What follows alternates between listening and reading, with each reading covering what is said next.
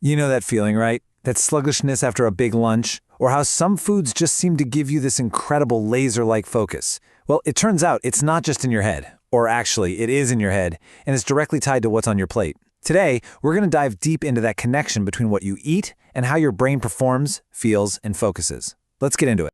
So, here's the plan. We'll kick things off by looking at what our brains are actually made of.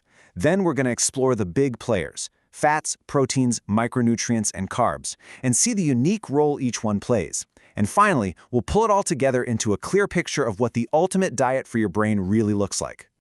Okay, so first things first. If we want to understand how food messes with our brain, we kind of have to know what the brain itself is made of. And trust me, the answer is probably not what you're thinking. Let's just do a little thought experiment here. We all know our brain is mostly water. But what if you could just take all of that water out? What's left? What is the actual physical stuff that makes up your brain?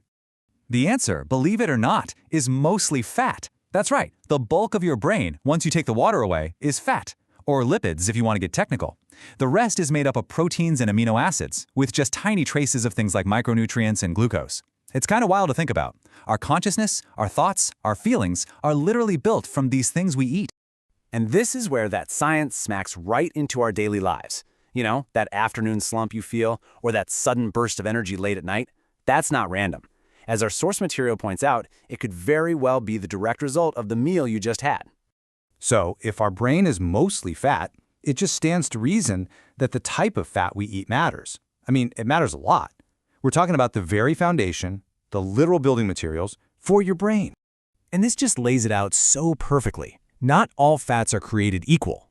On one side, you have the good guys, the brain builders, omega-3 and omega-6 fatty acids. These are absolutely critical for building and taking care of our neuron cell membranes.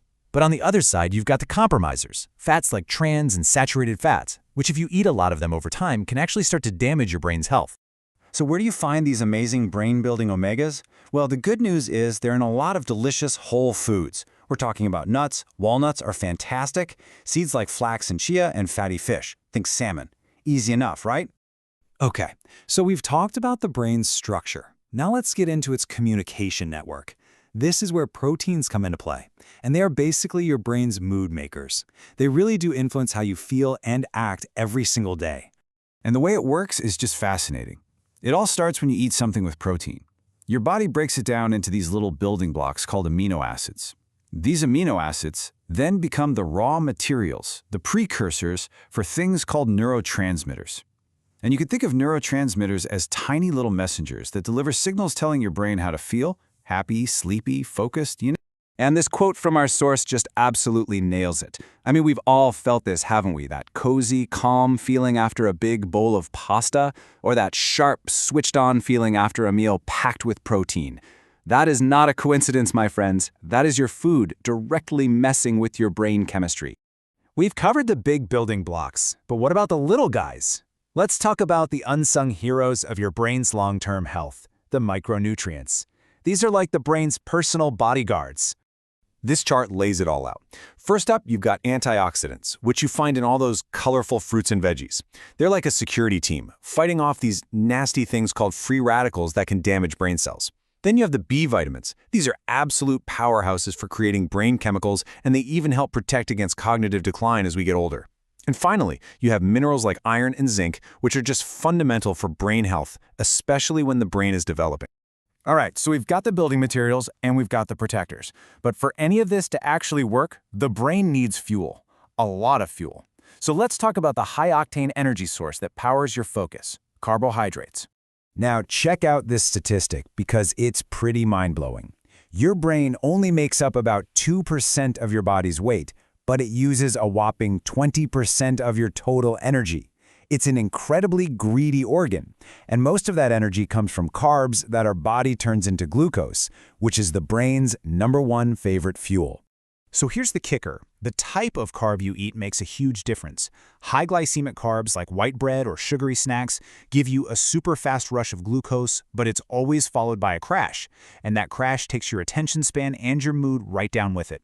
On the other hand, low glycemic carbs, things like oats and whole grains, give you a slow, steady release of energy, and that's the secret to maintaining a sustained, even level of focus. So we've looked at all the different pieces of the puzzle. The fats, the proteins, the micronutrients, the carbs. Now let's put it all together. What does this actually look like on your plate? Let's talk about the ultimate brain diet. Look, it really all boils down to these 4 key ideas. First, eat a varied diet. That's how you get a good balance of all those mood-regulating neurotransmitters. Second, make sure you're getting those omega-rich fats to build and protect your brain cells. Third, load up on antioxidant-rich fruits and veggies to fight off damage. And finally, choose those slow-release carbs to keep your focus sharp and steady all day long. At the end of the day, the message here is incredibly clear and, honestly, pretty empowering.